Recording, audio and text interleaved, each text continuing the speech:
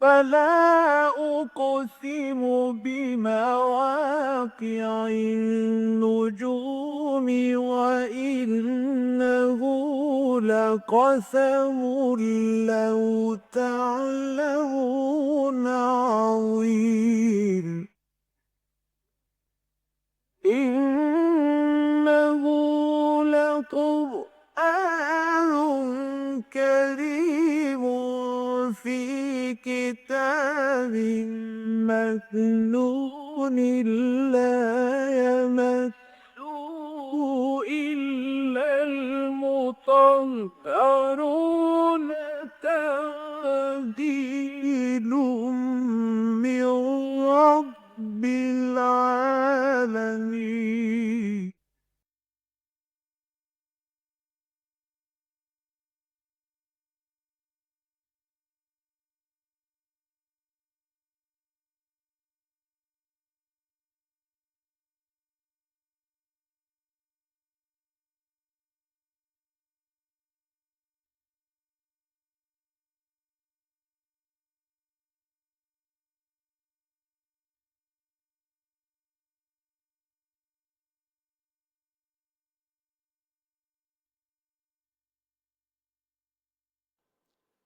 نحمده ونصلي على رسوله کریم اما بعد فقد قال الله تبارک وتعالى كما ورد في سورة المائدة اعوذ باللہ من الشیطان الرجیم بسم اللہ الرحمن الرحیم یا ایہا الذین آمنوا لیبلونکم اللہ بشیء من الصید تنالہ ایدیکم ورماحکم لیعلم اللہ من یخافہ بالغیب فمن اعتدى بعد ذلك فله عذاب أليم صدق اللہ العظیم رب اشرح لي صدری ويسر لي أمری واحلل عقدة من لسانی يفقهوا قولی اللهم ربنا ألهمنا رشدنا وأعذنا من شرور أنفسنا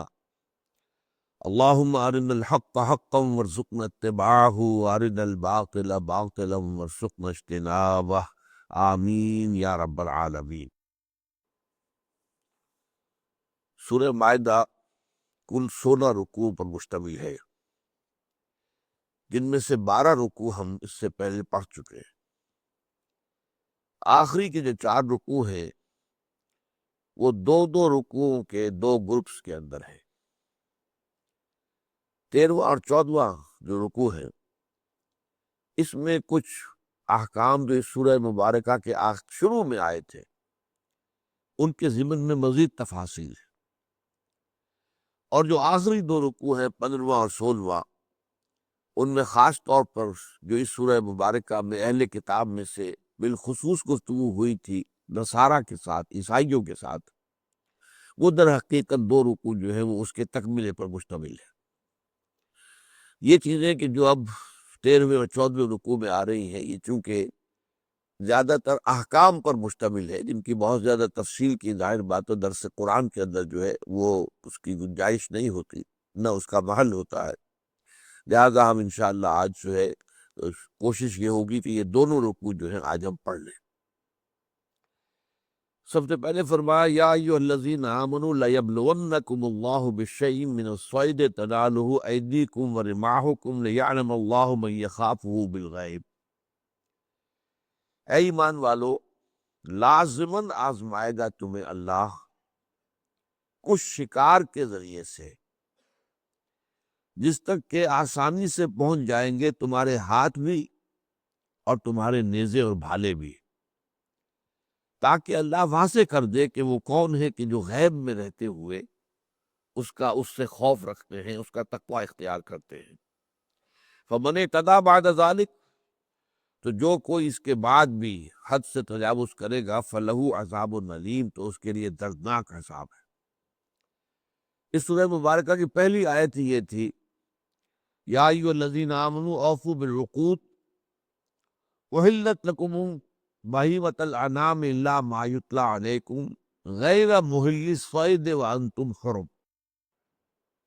اے ایمان والو، جو بھی معاہدے ہوں اور ظاہر بات ہے کہ شریعت جو ہے وہ ایک معاہدہ ہے بندوں اور اللہ کے درمیان، میثاق ہے۔ اسے اس سورہ کے مبارک کے شروع میں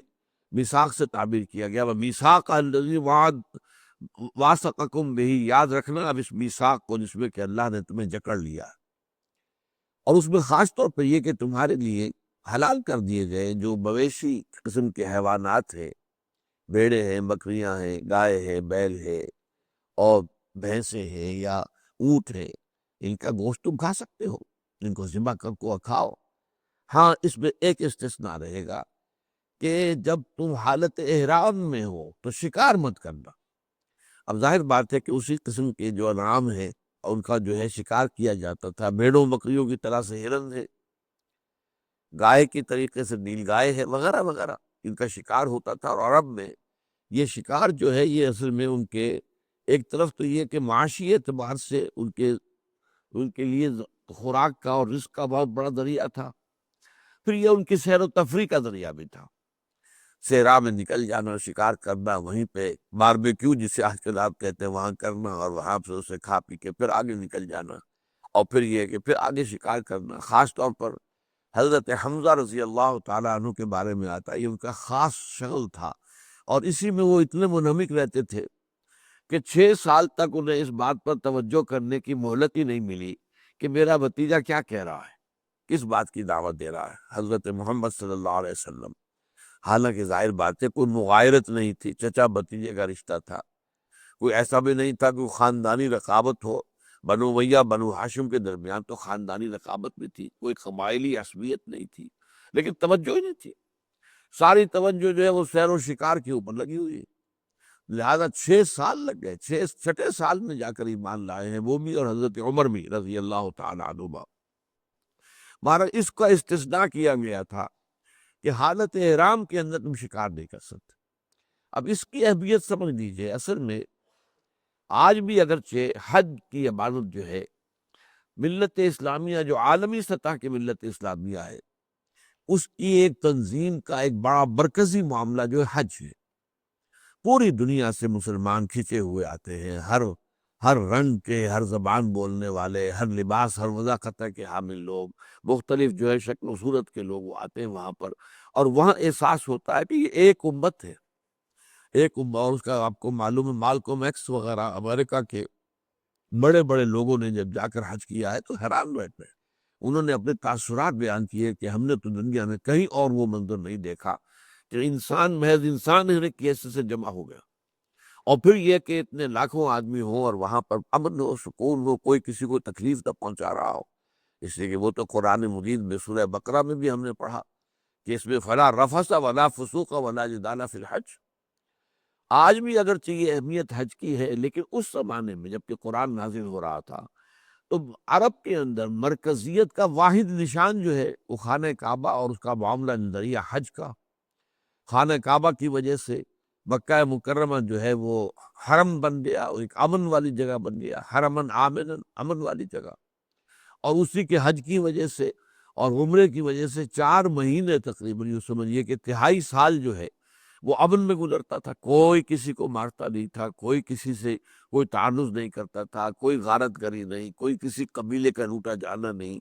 تو اسی دوران میں ساری آمد و رفت ہوتی تھی، تجارت کرتے تھے، میل جول ہوتا تھا۔ تو ثقافت اسی طریقے سے آپ کو معلوم ہے کہ اسی موقع پر شاعری کے مقابلے ہوتے تھے، مشاعرے ہوتے تھے یوں کہا جائے آج کے زبان میں، اور قصیدے پڑھے جاتے تھے۔ تو ثقافت، تجارت، مذہب، سیاست کے اعتبار سے وہ مرکزیت اگر پورے عرب میں تھی تو وہ صرف اس خانہ کعبہ کی بدولت، اور اس کے اندر خاص طور پر احرام کی حالت میں جو شدید پابندیاں ہیں ان میں سے یہ ہے کہ کسی جاندار کو کوئی نقصان نہ پہنچایا جائے،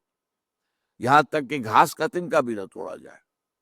ہاں یہ کہ اگر موذی جانور ہے، سانپ ہے، بچھو ہے، یا کوئی باولا کتا آ گیا کہیں سے، اس کو مار دینا تو ہے جائز ہے، لیکن یہ کہ عام حالات میں شکار جائز نہیں۔ اگرچہ اس کو ظاہر بات ہے کہ اس میں بھی سختی بھی آ سکتی ہے،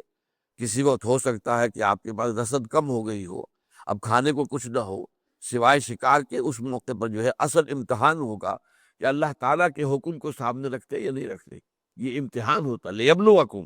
اس لیے لفظ ہی یہ آیا ہے یا ایھا الذین آمنوا لیبلونکم اللہ بشیء من الصید، لازماً اللہ آزمائے گا تمہیں، اس نے حکم تو تمہیں دے دیا، وہ تو سورت کے شروع میں آ گیا، لیکن اب یہی حکم تمہارے لیے قدم قدم پر آزمائش کا ذریعہ بن جائے گا۔ اس آزمائش کی مفسرین نے واقعتاً صحیح طور پر جو ہے اس کی ایک مثال دی ہے، جو کہ بنی اسرائیل پر ہوا تھا کہ یہود کا ایک قبیلہ جو کہ ساحل پر رہتا تھا، ساحل بحر پر، اور ان کا سارا جو ہے گزارا وہ مچھلیوں کے پکڑنے پر، مچھلیوں کے شکار پر تھا۔ وہاں صورتحال یہ بنا دی اللہ تعالیٰ نے ان کا امتحان لینے کے لیے کہ مچھلیوں کو بھی اندازہ ہو گیا کہ ہفتے کا ایک دن ایسا ہے جس میں ہمیں کوئی کچھ نہیں کہتا، یوم سبت، اور باقی 6 دن جو ہے وہ ہماری شامت آتی ہے، ہمیں پکڑا جاتا ہے۔ تو وہ اس ہفتے کے دن تو آتی تھی، ساحل کے قریب اٹکیلیاں کر رہی ہیں، خوب چھلانگیں لگا رہی ہیں، اور یہ غریب جو ہے ساحل پر کھڑے دیکھ رہے کہ ہم پکڑ نہیں سکتے، ہم شکار نہیں کر سکتے، یہ یوم سبت ہے۔ لیکن بقیہ 6 دنوں میں وہ گہرے پانیوں میں چلی جاتی تھی۔ ظاہر بات ہے کہ اس زمانے میں گہرے پانی میں جا کے مچھلی کا پکڑنا تو ممکن نہیں تھا، آج کا نظام تو نہیں ہے، بڑے بڑے ٹرالے جو ہے ٹنوں مچھلیاں لے کر آتے ہیں گہرے پانی سے، تو وہ تو ظاہر بات ہے کہ اس وقت نہیں تھی۔ تو وہ آزمائش ان کی ہوئی، تو وہ جو ہے اس میں فیل ہوئے، ان کے اندر جو ہے ایک بڑی تعداد ایسے لوگوں کی نکلی جنہوں نے ہیلا بنا لیا ایک، کہ ہفتے کے روز مچھلی پکڑی تو نہیں، لیکن جا کر ساحل کے کنارے جو ہے گڑھے کھود لیے، اور ان کا ایک تعلق سمندر کے ساتھ جوڑ دیا کہ سمندر کا پانی مچھلیوں سمیت ان گڑھوں میں آ گیا، اور پھر ان گڑھوں کو بند کر دیا۔ اب اتوار کو جا کر وہ مچھلیاں کہ جو اب پھنس گئی ان گڑھوں کے اندر جو ہے وہ آ گئی ہیں، تو واپس سمندر میں جانا ممکن نہیں ہے، انہیں پکڑ لیا۔ اس کا آپ کو معلوم ہے کہ اس پر ان پر بڑا شدید عذاب آیا، مس کا عذاب آیا، ان کو بندروں اور سوروں کی شکل میں تبدیل کر دیا گیا۔ تو اسی طرح کا معاملہ یہ تھا کہ تمہیں لازماً اللہ آزمائے گا شکار سے، اور ظاہر بات ہے آزمائش کب شدید ہو جائے گی کہ معلوم ہو کہ یہ تو ہرن سامنے کھڑا ہے، میں چاہوں تو پکڑ بھی لوں، دوڑ کر پکڑ بھی سکتا ہوں، اور نہیں تو یہ کہ یہیں سے اگر میں اپنا نیزہ پھینک دوں تو یہ تو جو ہے میں آسانی سے اس کو مار سکتا ہوں۔ تو اس میں پھر ظاہر بات ہے کہ وہی مچھلیوں والی بات کہ وہ ہفتے کے روز آ رہی ہے شرعاً، چھلانگیں لگاتی ہوئی سمندر کے اندر لوگوں کے سامنے، اور باقی 6 دن جو ہے وہ غائب ہے۔ تو وہ معاملہ ہوگا تم پر، لِيَعْلَمَ اللَّهُ مَن يَخَافُهُ بِالْغَيْبِ، یہاں پہ اس کا لفظی ترجمہ تو ہوگا تاکہ اللہ جان لے، لیکن یہ کہ چونکہ اللہ تعالیٰ کا علم تو قدیم ہے، تو یہاں پر اکثر ایسے مقامات پر ترجمہ ہوتا ہے تاکہ اللہ واضح کر دے، ممیز کر دے کون ہے وہ لوگ کہ جو اس کا تقوی اور اس کی خشیت اختیار کرتے ہیں غیب میں رہنے کے باوجود، کہ حکم ہے اللہ کا، نہیں پکڑیں گے، نہیں ان کو اس وقت جو ہے ماریں گے۔ فَمَنِ اعْتَدَىٰ بَعْدَ ذَٰلِكَ فَلَهُ عَذَابٌ أَلِيمٌ، تو جو کوئی بھی اس کے بعد جو ہے زیادتی کرے گا، تجاوز کرے گا اس حد سے، تو اللہ تعالیٰ اس کے لیے پھر بڑا دردناک عذاب ہے۔ یا ایھا الذین آمنوا لا تقتلوا الصید وانتم حرم، پھر تاکید کے ساتھ فرمایا اہل ایمان شکار مت مارو جبکہ تم حالت احرام پہ ہو۔ وَمَنْ قَتَلَهُ مِنْكُمْ مُتَعَمِّدًا فَجَزَاءٌ مِثْلُ مَا قَتَلَ مِنَ النَّعْمِ، اور جو کوئی تم میں سے جان بوجھ کر اسے قتل کرے گا، شکار مارے گا، تو اس کو بدلہ دینا ہوگا، فدیہ دینا ہوگا، ویسا ہی جانور حیوانات میں سے جیسا کہ اس نے قتل کیا ہے۔ ہرن کا شکار کیا ہے تو بکری یا میڑھا یہ اس کی جگہ پر دینا پڑے گا، نیل گائے کا شکار کیا ہے تو گائے دینی پڑے گی۔ تو گویا کہ اسی جانور کے ہم وزن اس کے آس پاس کا جو ہے جانور وہ اس کے بدلے میں بھی دینا پڑا ہوگا، اور اس کا یحکم بہ ذوی عدل منکم، دو تم میں سے جو واقعتاً صاحب تقوی لوگ ہوں اور جو کہ انصاف کی بات کرنے والے ہوں، وہ اس پر گواہی دیں گے، وہ فیصلہ کریں گے کہ اب یہ ہرن مارا ہے تو اس کی جگہ کیا دینا ہوگا، اور نیل گائے ماری ہے تو اس کی جگہ کیا دینا ہوگا۔ ہدیم بالغ الکعبۃ، یہ ایک ہدی کا ہوگا معاملہ، یہ نیاز کا ہوگا جانور کہ جو کعبے تک پہنچا دیا جائے گا۔ یہ چونکہ آپ نے احرام کی حالت میں جو ہے وہ قانون شکنی کی ہے، لہذا اب اس کا جو ہے بدلہ جو ہے وہ کعبے تک پہنچایا جائے گا اس جانور کو اس کے بدلے میں۔ او کفارۃ طعام مساکین، یا پھر اس کا کفارہ یہ ہو جائے گا کہ تم کھانا کھلاؤ مسکینوں کو۔ اس کی شکل یہ بتائی گئی ہے فقہ میں کہ اس جانور کا اندازہ کیا جائے اس کی قیمت کتنی ہوگی، اس میں کتنا اناج آ سکتا ہے، اور پھر وہ جو ہمارا عید الفطر کا معاملہ ہوتا ہے فطرانہ، اس کے حساب سے کتنے مساکین میں تقسیم ہو سکتا ہے، اتنے مساکین کو کھانا کھلایا جائے۔ او عدل ذالک صیامن، یا اتنے ہی دن کے روزے رکھے جائیں، لیذوق وبال امرہ، تاکہ وہ چکھ لے مزہ اپنے کام کا جو اس نے غلط حرکت کی ہے، جو شریعت کے حکم کی خلاف ورزی کی ہے۔ عفا اللہ عما سلف، یہ قانون قرآن مجید کا مستقل ہے، اللہ تعالیٰ نے معاف کر دیا جو ہو چکا۔ یعنی اس حکم کے آنے سے پہلے آپ کو معلوم ہے کہ یہ سورہ مائدہ جو ہے احکام شریعت کے ضمن میں آخری صورت ہے، تکمیلی صورت۔ تو ان احکام کے آنے سے پہلے جو بھی تم کر چکے ہو، غلطی ہو گئی ہے، خطا ہوئی ہے، وہ اللہ تعالیٰ معاف فرما دے گا۔ وَمَنْ عَادَ فَيَنْتَقِمُ اللَّهُ مِنْهُ، جو کوئی اعادہ کرے گا، دوبارہ وہی حرکت کرے گا، تو اللہ تعالیٰ اس سے انتقام لے گا، اس سے بدلہ لے گا، اس سے عذاب دے گا۔ وَاللَّهُ عَزِيزٌ ذُو انتقام، اور جان لو کہ اللہ تعالیٰ زبردست ہے، بالا دست ہے، وہ جو چاہے کر لے، اور وہ انتقام لینے والا ہے، بدلہ لینے والا ہے، اپنے احکام کی خلاف ورزی کا پر جو ہے سزا دینے والا ہے۔ أُحِلَّ لَكُمْ صَيْدُ الْبَحْرِ وَطَعَامُهُ مَتَاعًا لَكُمْ، اب اس میں بھی ایک استثناء کیا جا رہا ہے۔ دریائی شکار جو ہے، سمندری شکار، مچھلیوں کا شکار اور یا سمندری اور آبی جانوروں کا شکار، اس کو مستثنیٰ رکھا گیا ہے۔ أُحِلَّ لَكُمْ صَيْدُ الْبَحْرِ وَطَعَامُهُ مَتَاعًا لَكُمْ وَلِلسَّيَّارَةِ، وہ تمہارے لیے ذریعہ خوراک بھی بنے گا، اور یہ کہ یہ اپنے کسی قافلے کے ساتھ جو ہے اس کو تم رکھ کر لے بھی جا سکتے ہو کہ یہ مچھلیاں شکار کی ہیں، آگے لے چلو، آگے کہیں ضرورت پڑ سکتی ہے خوراک کی۔ وَحُرِّمَ عَلَيْكُمْ صَيْدُ الْبَرِّ مَا دُمْتُمْ حُرُمًا، لیکن خشکی کا شکار تم پر حرام کر دیا گیا جب تک کہ حالت احرام میں رہو، جب تک کہ وہ احرام کھلے گا نہیں، خشکی کا شکار جو ہے وہ جائز نہیں ہوگا۔ وَاتَّقُوا اللَّهَ الذی الیہ تحشرون، اور تقویٰ اختیار کرو اس اللہ کا جس کی طرف تم گھیر کر لے جائے جاؤ گے،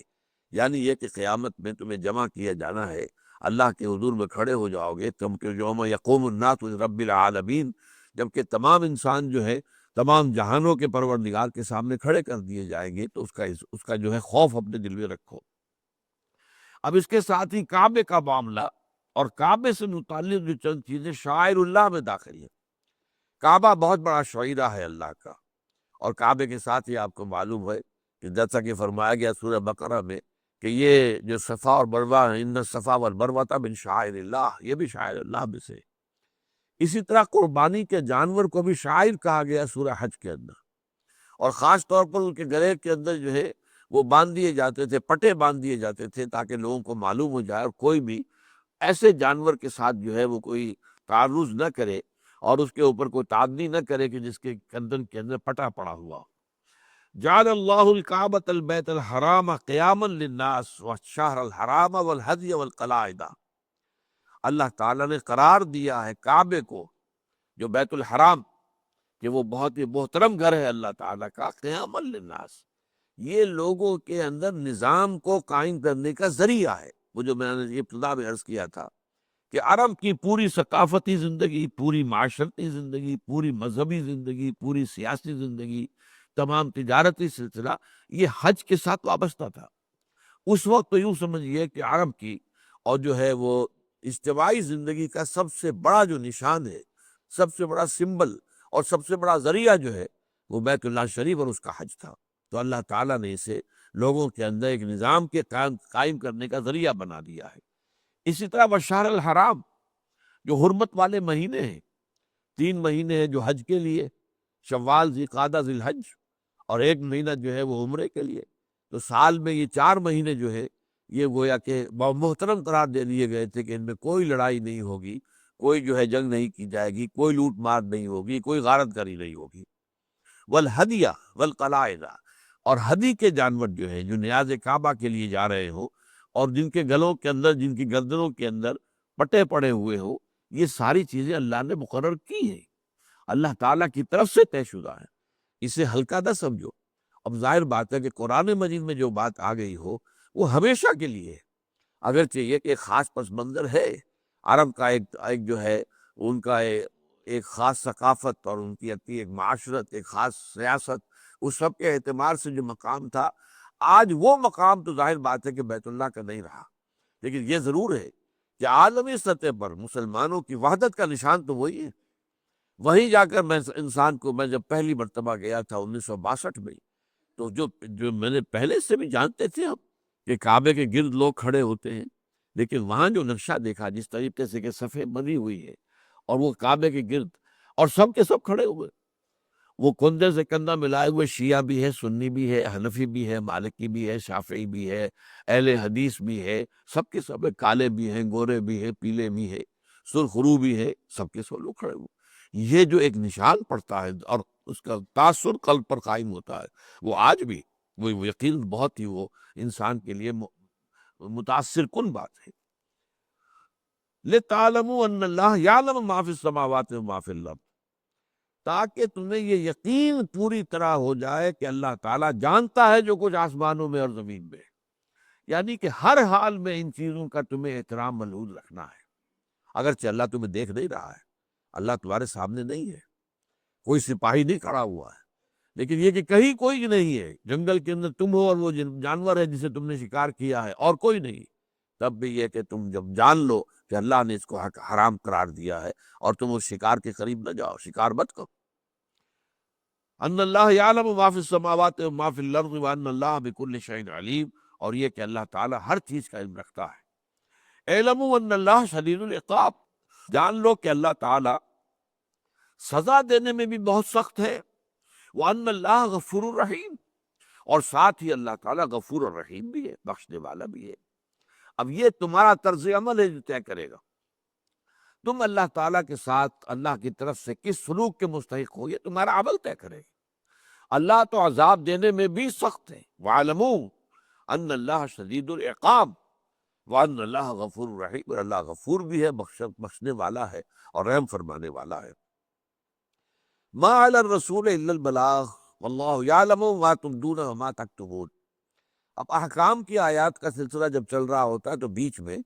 کوئی حکمت کا موتی جو ہے وہ بھی آ جاتا ہے، وہ آیت جس کے اندر کہ عظیم دین اور حکمت کا معاملہ جو ہے اور فلسفہ دین کا، فرمایا ما علی الرسول الا البلاغ، جان لو ہمارے رسول کے ذمے صرف بات کے پہنچا دینے کی اور کوئی ذمہ داری نہیں، تم پر عمل کرانا اس کا کام نہیں ہے، عمل کرنا تمہارا کام ہے۔ تم مانو، تسلیم کرو تو جزا پاؤ گے اللہ کے ہاں، نہیں مانو گے سزا پاؤ گے دنیا میں بھی آخرت میں بھی، اگر دنیا میں نہیں آئے بھی تو آخرت میں تو شدید ترین عذاب آئے گا۔ لیکن رسول کے بارے میں جان لو ما انت علیہم بمسیطر، جب حضور صلی اللہ علیہ وسلم کو، اور یہ اس آیت کے اندر ایک دلجوئی ہے حضور کے لیے، جب لوگ انکار پر اڑے ہوتے تھے تو حضور کو کچھ اندیشہ ہوتا تھا، جیسے کہ ہر شریف انسان کو ہوگا کہ کہیں مجھ سے کوئی کمی تو نہیں ہو رہی ہے، کہیں میرے طریقے تبلیغ میں کوئی خامی تو نہیں ہے، کہیں ایسا تو نہیں ہے کہ میری کوئی کوتاہی ہے جس کی وجہ سے یہ لوگ نہیں مان رہے۔ تو اس کے لیے بار بار قرآن میں آتا ہے نبی آپ کے ذمہ اس کے سوا کچھ نہیں ہے، آپ مانتا علیہم بمسیطر، آپ ان کے اوپر کوئی داروغہ تو نہیں، کوئی ذمہ دار نہیں ہے، آپ سے کوئی پوچھ گچھ نہیں ہو رہی ہے اس بات کی۔ ما علی الرسول الا البلاغ، پوچھا جائے گا، جیسا کہ اس سورہ مبارکہ کے آخری حصے میں آئے گا، جیسا کہ میں نے کہا ہے حضرت عیسیٰ علیہ السلام سے اللہ تعالیٰ جو سوال کریں گے قیامت کے دن، اس کا ذکر آئے گا، تو وہاں پوچھا جائے گا رسول سے کہ آپ نے پہنچا دیا تھا، اور رسول عرض کریں گے اللہ تعالیٰ کی بارگاہ میں، اے اللہ جو پیغام تیرا آیا تھا میں نے پہنچا دیا تھا۔ یہی وجہ ہے کہ حجۃ الوداع میں حضور نے جو 1.25 کا مجمع تھا اس سے گواہی لے لی، الا حل بلغت، تو کیا میں نے پہنچا دیا یا نہیں؟ اور جواب میں پورے مجمع نے کہا بیک زبان، انا نشہد انک قد بلغت الرسالۃ وادیت الامانۃ ونصحت الامۃ وکشفت الغمۃ۔ ہاں حضور ہم گواہ ہیں، آپ نے رسالت کا حق ادا کر دیا، آپ نے امانت کا حق ادا کر دیا، آپ نے امت کی خیر خواہی کا حق ادا کر دیا، آپ نے گمراہی کے جو گھٹا ٹوپ اندھیرے ہیں ان کے پردے چاک کر دیے، آپ نے اپنا کام کر دیا۔ تو پھر حضور نے انگشت شہادت سے آسمان کی طرف اشارہ کیا، پھر لوگوں کی طرف، اللہم اشہد، اے اللہ تو بھی گواہ رہے، یہ مان رہے۔ اور یہ در حقیقت اس باس پرس کے لیے کہ جو قیامت کے دن ہونی ہے، تو فَلَنَسْأَلَنَّ الَّذِينَ أُرْسِلَ إِلَيْهِمْ وَلَنَسْأَلَنَّ الْمُرْسَلِينَ، ہم پوچھ کر رہیں گے قیامت کے دن ان سے بھی جن کی طرف ہم نے رسولوں کو بھیجا، اور پوچھ کر رہیں گے رسولوں سے بھی۔ پہلے رسولوں سے سوال ہوگا آپ لوگوں نے پہنچا دی تھی بات کہ نہیں، اور وہ کہیں گے اللہ، اے اللہ پروردگار ہم نے پہنچا دی تھی۔ تو یہ اس کے بعد جو ہے فرمایا ما علی الرسول الا البلاغ واللہ یعلم ما تبدون وما تکتمون، رسول پر تو ذمہ ہے صرف پہنچا دینا، حق تبلیغ ادا کر دینا، باقی اللہ جانتا ہے جو تم چھپاتے ہو اور جو تم ظاہر کر کے کرتے ہو، سب جانتا ہے۔ ایک منافقت کی شکل بھی ہوتی ہے کہ ظاہر میں تو اللہ کے فرمان بردار ہے، اندر جو چھپا ہوا روگ ہے دلوں کے اندر، فی قلوبہم مرض فزادہم اللہ مرضا، تو اللہ تعالیٰ جو کچھ ظاہر تم کر رہے ہو، تمہارا جو طرز عمل ہے اس کو بھی جانتا ہے، جو کچھ تمہارے اندر چھپا ہوا ہے اسے بھی جانتا ہے۔ قل لا يستوي الخبيث والطيب ولو عجبك كثرة الخبيث۔ اب یہ بھی حکمت کا ایک بہت بڑا موتی ہے۔ اے نبی ان سے کہہ دیجئے ناپاک اور پاک برابر نہیں ہوتے، چاہے تمہیں ناپاک شے کی کثرت جو ہے وہ متاثر کر دے، یہ ہے ایک انسانی کمزوری۔ اگر ایک کام بہت بڑے پیمانے پر ہو رہا ہو، بہت لوگ اس میں لگے ہوئے ہوں، تو ایک اثر پڑتا ہے کہ بھائی یہ واقعی بات کو اچھی ہوگی، اس میں کہ اتنے لوگ لگے ہوئے، اور انسان اسی رنگ کے اندر اپنے آپ کو بھی رنگ لیتا ہے۔ جو برائی کسی زمانے میں ہوتی تھی اب وہ فیشن کے درجے میں آ گئی۔ اب ظاہر بات ہے کہ لوگوں کو وہ اپنے زمانے کے رنگ کے ساتھ، چلو تم ادھر کو ہوا ہو جدھر کی، وہ اس کو اختیار کرتے۔ فرمایا یہ معیار نہیں ہے، کوئی شے کثیر ہو لیکن ناپاک ہو، غلاظت ہے، تنو ہے، وہ تو غلاظت ہی رہے گی۔ اور اگر کوئی تولے اور ماشے بھر جو ہے بھلی چیز ہے، پاک چیز ہے، وہ یقیناً اس سے بہتر ہے۔ یہ نہیں ہے کہ کوئی چیز زیادہ ہو تو اس چیز سے تم متاثر ہو جاؤ۔ اسی طریقے سے ایک وقت ہوتا ہے، اور خاص طور پر آپ کو معلوم ہے پورے 10 برس حضور کے اس کیفیت میں گزرے ہیں، جو آپ پر وحی کے آغاز سے لے کر سن 10 نبوی تک کہ غلبہ تھا کفر کا، کثیر ترین لوگ تو کافر تھے، اہل ایمان تو گنے چنے تھے۔ لہذا وہاں اصل معیار کی ہے وہ یہ ہے کہ حق کیا ہے، باطل کیا ہے۔ باطل پر پوری نوع انسانی جمع ہو جائے، ہمیں اسے قبول نہیں کرنا۔ یہی ہماری در حقیقت اللہ تعالیٰ اور اس کی شریعت کے ساتھ وفاداری کا ثبوت ہوگا کہ جو چیز حق ہے اس پر قائم رہے۔ اور یہی در حقیقت امتحان جو ہے وہ انتہائی بلند اور انتہائی سخت شکل میں دجال کی صورت میں آئے گا، کہ اس کے ہاتھ میں اتنی قوتیں ہوں گی، اتنے اتنے کرشمے وہ دکھائے گا، ایسے ایسے کرتب دکھائے گا، ایسے ایسے کئی معجزات دکھائے گا کہ بڑے سے بڑے آدمی جو ہے ان کے بھی پاؤں جو ہے ڈگمگا جائیں۔ اس وقت ایمان پر قائم رہنا یہ در حقیقت بہت گہرے رسوخ والا ایمان جو شخص جو ہوگا وہی قائم رہ سکے گا۔ تو یہ فرمایا قل لا يستوي الخبيث والطيب ولو اعجبك كثرة الخبيث فاتقوا الله يا اولي الالباب لعلكم تفلحون۔ تو اللہ کا تقوی اختیار کرو اے ہوش مندو، اے عقل مندو، اللہ کے تقوی کی نمائش اختیار کرو تاکہ تم فلاح پاؤ۔ یا ایھا الذین آمنوا لا تسألوا عن اشیاء ان تبد لکم تسؤکم۔ اے اہل ایمان مت سوال کرو ان چیزوں کے بارے میں کہ وہ اگر تم پر ظاہر کر دی جائیں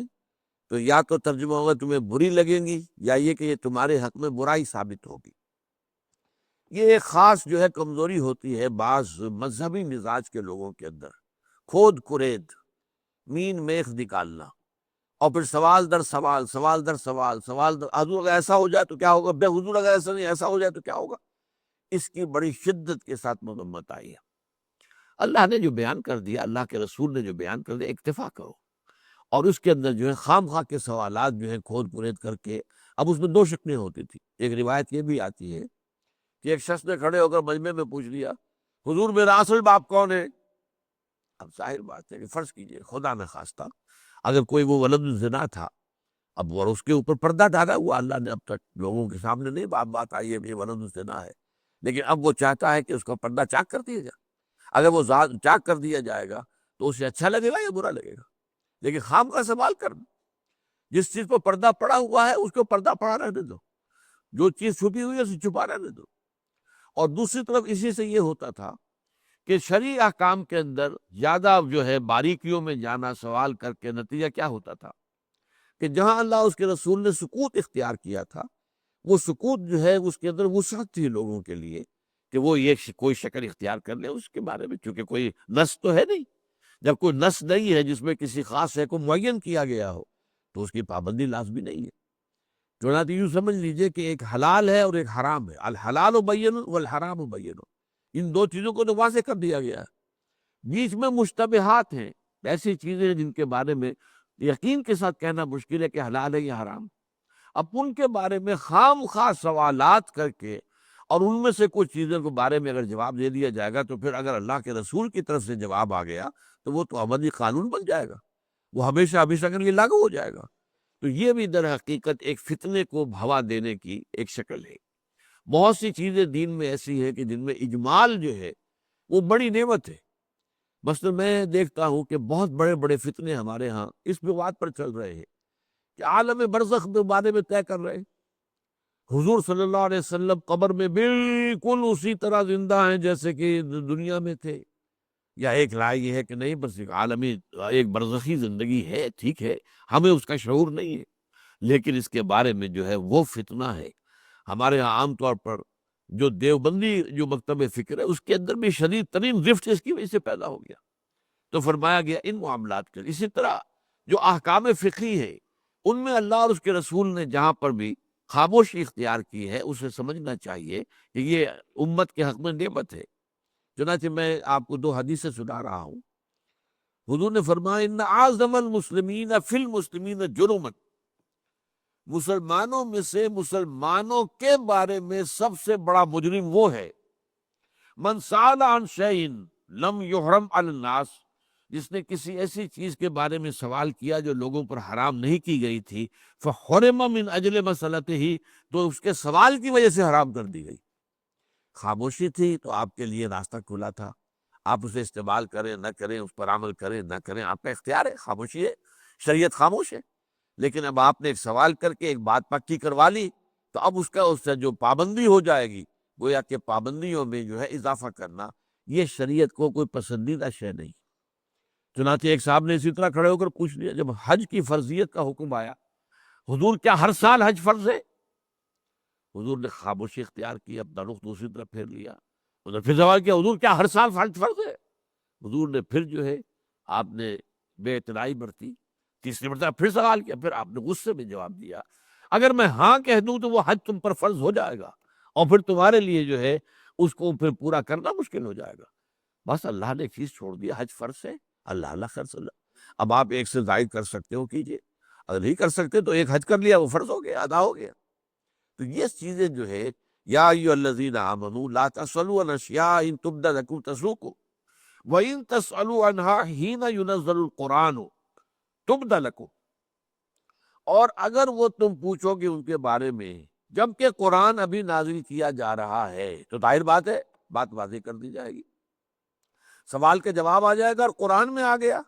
اور حضور نے بتا دیا تو وہ چیز جو ہے معین ہو جائے گی، پھر اس کی پابندی لازم ہو جائے گی۔ عفا اللہ عنہا، دیکھو ان چیزوں کے بارے میں اللہ نے عفو و درگزر سے کام لیا ہے، انہیں معاف کیا ہے،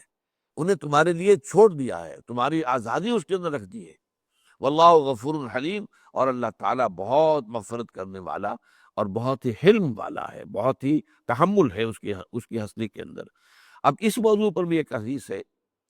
ان اللہ فرض فرائض فلا تضیعوها، دیکھو لوگو اللہ نے کچھ چیزوں کو فرض قرار دیا ہے تو انہیں ضائع مت کرو۔ نماز فرض ہے، 5 وقتہ فرض ہے، کوئی ایک نماز بھی ضائع نہیں ہونی چاہیے، اس لیے اللہ کا فرض ہے۔ ان اللہ فرض فرائض فلا تضیعوها وحرم حرمات فلا تنتهكوها، اور کچھ چیزوں کو اس نے حرام قرار دیا ہے ان کی بے حرمتی مت کرو، اس حرمت کو مت توڑو، اس میں کوئی رکھنا مت ڈالو۔ وحد حدودا فلا تعتدوها، اور بہت سے حدود معین کر دیے ان سے تجاوز مت کرو۔ وسکت عن اشیاء من غیر نسیان، اور بہت سی چیزوں کے بارے میں سکوت اختیار کیا ہے نسیان کی وجہ سے نہیں، یہ نہیں کہ اللہ بھول گیا تھا، اللہ نے اگر کسی چیز کے بارے میں سکوت اختیار کیا ہے تو وہ حکمت پر مبنی ہے، اس کی حکمت تشریع کی بنیاد ہے یہ کہ جن چیزوں کے بارے میں اس نے سکوت اختیار کیا ہے اس کے بارے میں تم سکوت ہی اختیار کیے رکھو۔ فلا تبحثوا عنہا، تو اس کے بارے میں کھود کرید، بحث کہتے ہیں کریدنے کو، زمین میں بیٹھ کر جو ہے جیسے کہ جو کوا ہوتا ہے وہ اپنی چوچ سے زمین کو کھودتا ہے تو کوئی دانہ کوئی شے شاید نکل آئے کھانے کے لیے، تو اس کو بحث کہتے ہیں۔ تو ان چیزوں کے بارے میں کھود کرید کے اندر مبتلا مت ہو جاؤ، یہ اللہ تعالیٰ کی طرف سے گویا کہ ایک حکم ہے کہ جو دیا جا رہا ہے۔ قد سألها قوم من قبلکم ثم اصبحوا بها کافرین، تم سے پہلے بھی ایک قوم تھی، جیسا کہ میں نے بارہا کہا ہے کہ ہم سے پہلے بھی ایک امت مسلمہ تھی، وہ بنی اسرائیل تھے، ہم حضور کے پیروکار ہیں، وہ موسیٰ کے پیروکار تھے، ہمیں قرآن عطا کیا گیا، انہیں تورات دی گئی، تورات کے علاوہ زبور دی گئی، انجیل دی گئی، تو وہ بھی ایک امت تھی۔ لیکن ان کے ہاں یہ مرض بہت پیدا ہو گیا تھا، جو ہے بہت بال کی کھال اتارنا اور سوال پر سوال، اور لوگ جو ہیں اس کے اندر جو مین میخ کرتے رہنا۔ نتیجہ کیا ہوا کہ شریعت تنگ سے تنگ ہوتی چلی گئی، اور انہوں نے اپنی اسی غلط عادت کی وجہ سے شریعت کا بوجھ اپنے اوپر بڑھا لیا۔ اسی کو اسر اور اغلال کہا گیا، سورہ اعراف میں ہم پڑھیں گے۔ یہ بوجھ جو انہوں نے اپنے اوپر لاد لیے تھے، حضور نے آ کر ان بوجھوں سے لوگوں کو نجات دلائی ہے۔ ثم اصبحوا بها کافرین، اور پھر یہ کہ وہ ان کی پابندیاں نہیں کر سکے اور اس کے بارے میں وہ کفر کے مرتکب ہوئے۔ ما جعل اللہ من بحیرۃ ولا صائبۃ ولا وصیلۃ ولا حام ولکن الذین کفروا یفترون علی اللہ الکذب۔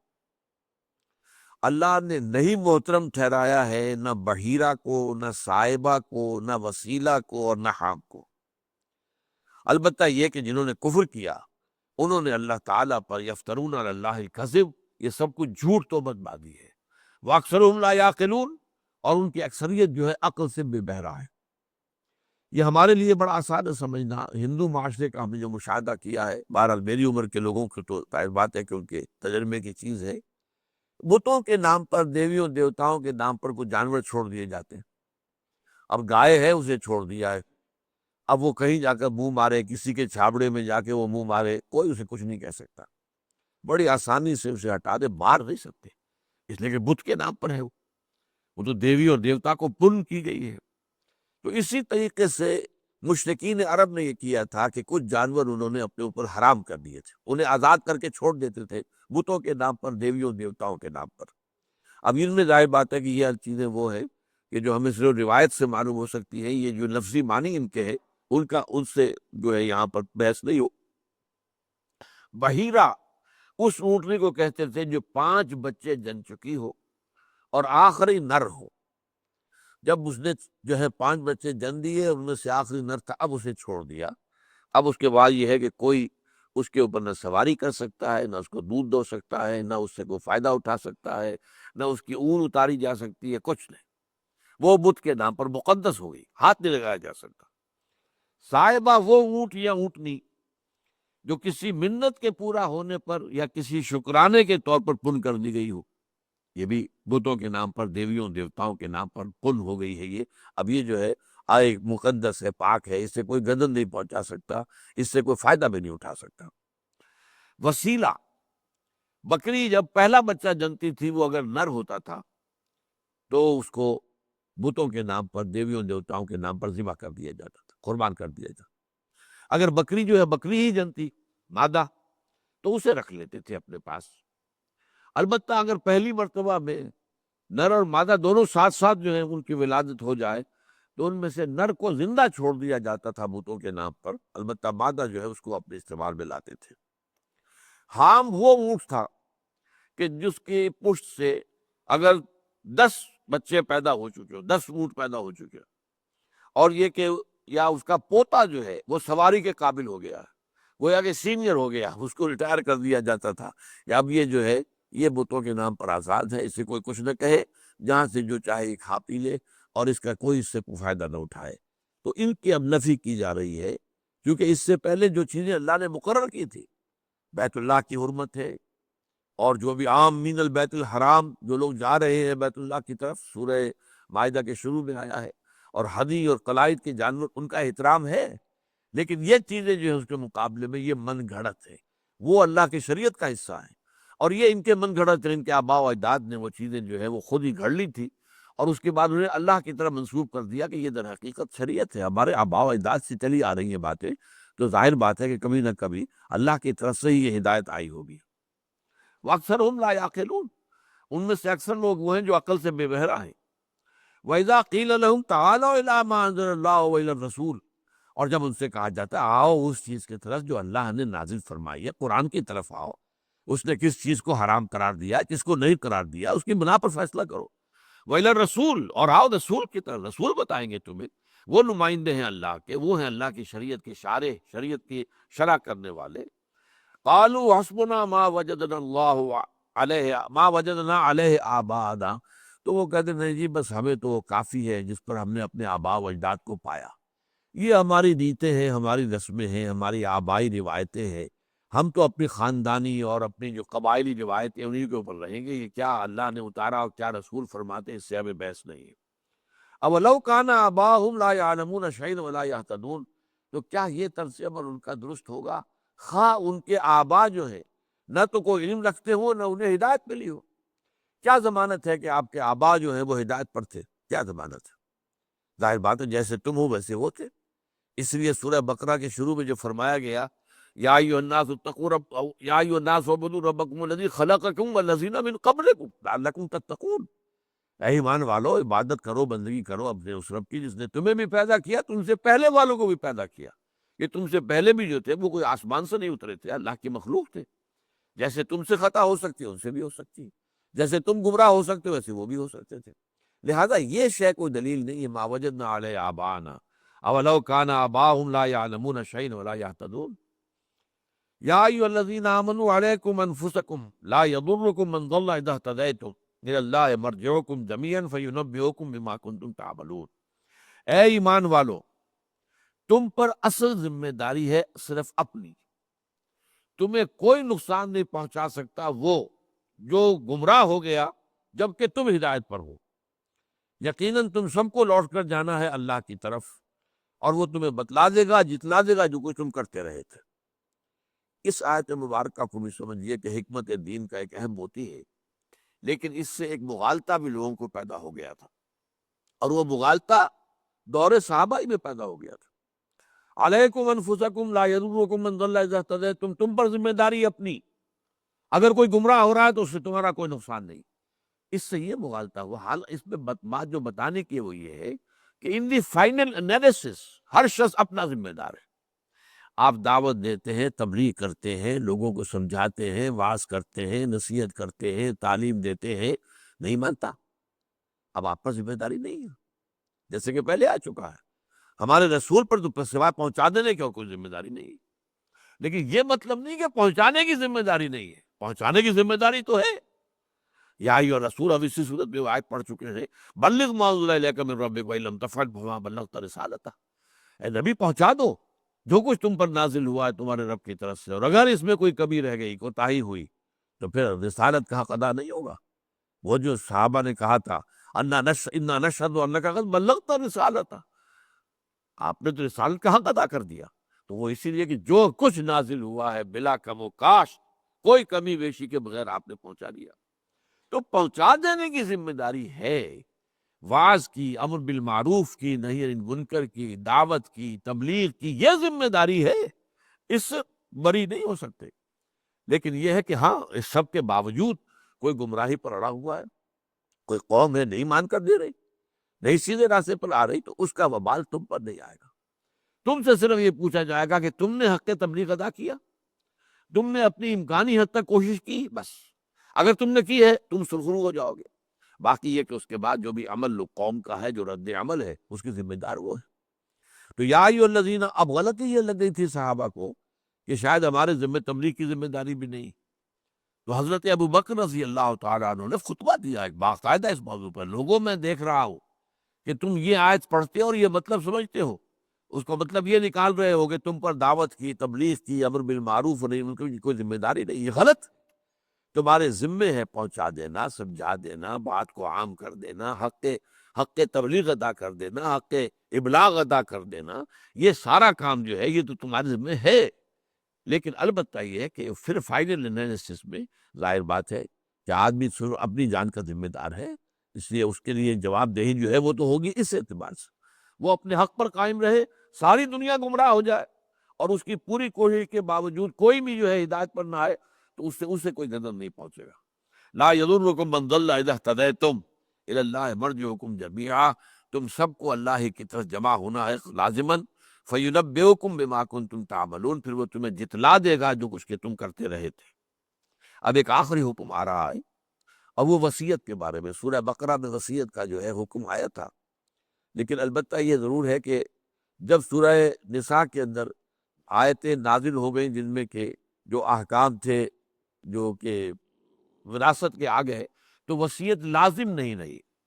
البتہ ایک تہائی کے اندر وصیت کا معاملہ جو ہے وہ ہو سکتا ہے، لیکن یہ ہے کہ بعض حالات ایسے ہو سکتے ہیں کہ وصیت آپ کرنا چاہے اور بعض اوقات ایسے بھی ہے کہ آدمی جو ہے سفر میں گیا ہوا، اس کے پاس کوئی مال بھی ہے، اور وہی جو ہے اس کی موت کا وقت آ گیا ہے، تو وہاں کسی کو وہ امین بنائے گا، وصی بنائے گا، وصیت دے گا، وہ مال حوالے کرے گا، یہ میرے ورثاء کے تک پہنچا دینا، تو اس کے ذمن میں احکام دیے جا رہے ہیں۔ یا ایھا الذین آمنوا شہادۃ بینکم اذا حضر احدکم الموت حین الوصیۃ اثنان ذوی عدل منکم، اے ایمان والو، تمہارے مابین شہادت کا نصاب جب کہ تم میں سے کسی کی موت کا وقت آ جائے تو وصیت کے وقت اثنان ذوی عدل منکم، تم ہی میں سے دو ہونے چاہیے معتبر شخص مسلمان۔ یہ پرائرٹی نمبر 1 ہے، مسلمان ہی جو ہے در حقیقت وہ اس کو گواہ بنایا جا سکتا ہے، اور مسلمان ہی کی گواہی جو ہے وہ اولاً معتبر ہوگی۔ لیکن ایک استثناء ہے، او آخران من غیرکم، یا پھر دو ہی افراد تم میں سے غیر جو ہے، یعنی جو غیر مسلم ہے، انتم ضربتم فی الارض فاصابتکم مصیبۃ الموت، اگر تم جو ہے زمین میں سفر پر نکلے ہوئے ہو، کسی قافلے کے ساتھ گئے ہوئے ہو،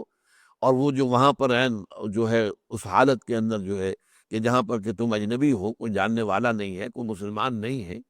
ایک غیر مسلم ملک میں پہنچے ہوئے ہو، تو وہاں یہ کہ ظاہر بات ہے کہ اب مسلمان اگر جو گواہ دستیاب نہیں ہے، تو جو غیر مسلم ہیں وہ دو، او آخران من غیرکم ان انتم ضربتم فی الارض، اگر تم سفر پر ہو زمین میں، فاصابتکم مصیبت الموت، اور تم پر موت کا وقت جو ہے آن پہنچے، موت کی گھڑی آ پہنچے، موت کی مصیبت تم پر آ پہنچے، تحبسونہما من بعد الصلاۃ، ان دونوں کو روکو نماز کے بعد۔ اب یہ خاص طور پر ذکر ہو رہا ہے مسلمان جب کوئی ہے جو کہ جن کو گواہ بنایا جا رہا ہے، تو اس صورت میں یہ کرو کہ انہیں کسی نماز کے بعد مسجد میں روک لو، وہاں ان سے قسم لو، فیقسمان باللہ، اور پھر وہ قسم کھائیں اللہ کی، ان ارتبتم، بشرطے کہ تمہیں کوئی شک ہو، یعنی تم نے حتی الامکان جو ہے اچھے سے اچھے معتبر گواہ ہیں، لیکن پھر بھی تمہارا دل ٹھک نہیں رہا ہے، اور تم چاہتے ہو کہ ذرا بات پختہ ہو جائے کہ یہ میری وصیت میں کوئی رد و بدل نہیں کریں گے، کوئی اس کے اندر خرابی نہیں کریں گے، کوئی کسی کی حق تلفی نہیں کریں گے، کسی کی ناجائز جو ہے جانبداری نہیں کریں گے، تو پھر یہ احتیاط کرو، تحبسونہما من بعد الصلاۃ، نماز کے بعد مسجد میں۔ ظاہر بات ہے کہ خاص ماحول، ویسے تو یہ کہ ہر مسلمان کے اوپر ہر وقت اللہ تعالیٰ کا تقویٰ جو ہے اس کی کیفیت طاری ہونی چاہیے،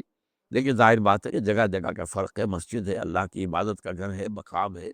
اور پھر یہ کہ نماز ابھی پڑھی ہے، نماز کے فوراً بعد فیقسمان باللہ ان ارتبتم، اگر تمہیں ان کے بارے میں کوئی شک تھا تو تم اب ان سے قسم لے لو، لا نشتری بہ ثمنا قلیل ثمنا ولو کان ذا قربا، وہ قسم کائے کی کیا ہے کہ ہم نہیں خریدیں گے اس کے عوض کوئی قیمت، چاہے کوئی قرابت دار ہو، ولا نکتم شہادت اللہ انا اذا لمن العاصمین، اور ہم نہیں چھپائیں گے اللہ کی گواہی کو، اگر ہم ایسا کریں گے تو یقیناً گنہگار ہوں گے۔ یعنی یہ کہ ان کو یہ کہنا ہوگا کہ ہم نہ تو کوئی اس سے اس وصیت کے اندر کوئی خیانت کر کے کوئی خود فائدہ اٹھائیں گے، کوئی اس کے اندر کسی سے رشوت لے کر اس وصیت میں کوئی ترمیم نہیں کر دیں گے، یہ گویا کہ اپنی اس گواہی کو بیچنا ہو گیا، لا نشتری بہ ثمنا ولو کان ذا قربا، اور اسی طریقے سے کوئی خاص قرابت دار ہے اس کی جانبداری نہیں کریں گے، ولا نکتم شہادت اللہ،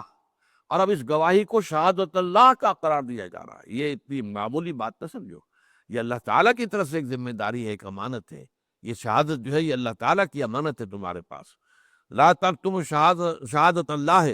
انا اذا لمن العاصمین، اگر ہم ایسے ہوں گے تو یقیناً اگر ایسا کریں گے تو ہم گناہ گار ہوں گے، ہم اس کی سزا کے حقدار ہوں گے۔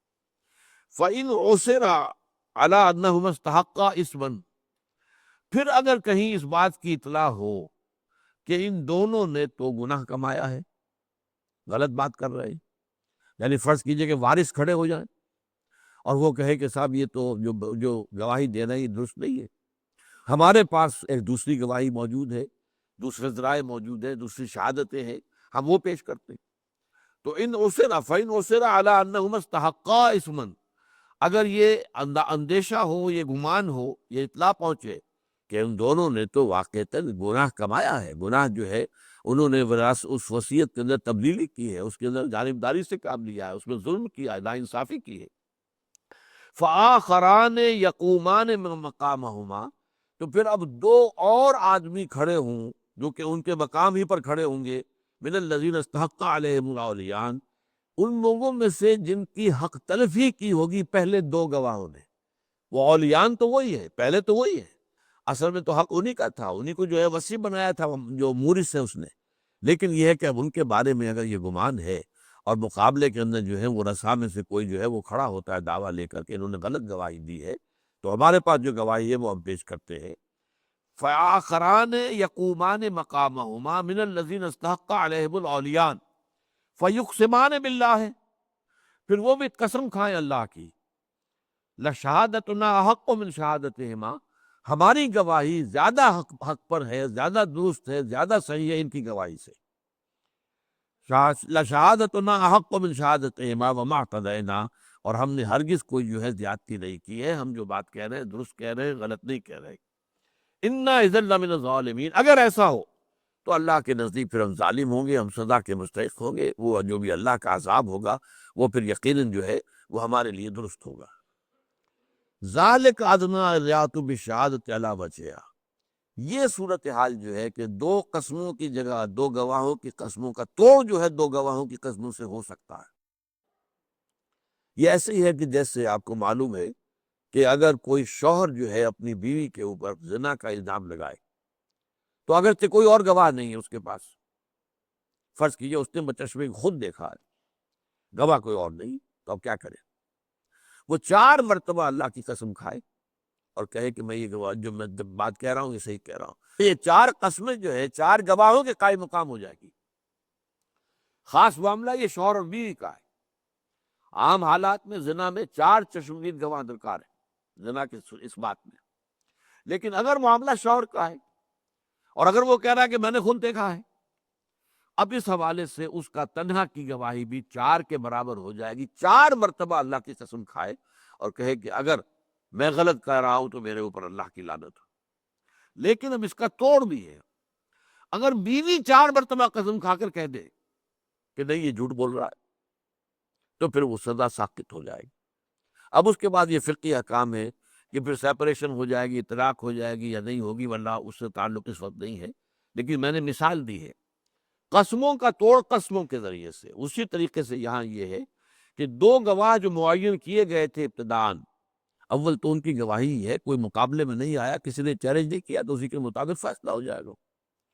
لیکن اگر یہ گمان ہو، یہ اطلاع ہو، کوئی کہے کہ نہیں مجھے معلوم ہے کہ انہوں نے غلط کام کیا، غلط جھوٹ بولا ہے، انہوں نے جو ہے جانبداری کی ہے، ناانصافی سے کام لیا ہے، تو پھر 2 ہی مقابلے میں آئیں اور کھڑے ہوں، اور وہ بھی قسم کھائیں اللہ کی اسی مسجد کے اندر وہیں پر کھڑے ہو کر